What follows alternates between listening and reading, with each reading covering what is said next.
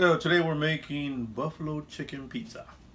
So we're gonna start off with putting some cheese on the bottom of the skillet because I like using my skillet.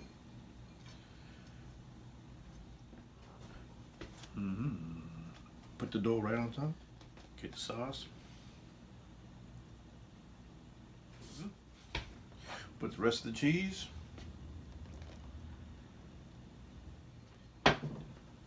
Now we have the chicken, the buffalo sauce chicken. And we're gonna make it look pretty with some celery sticks.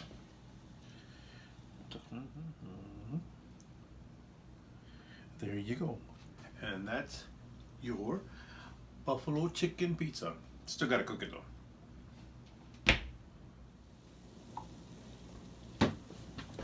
And ladies and gentlemen, this is the final product. I put some ranch dressing on there, and this is it.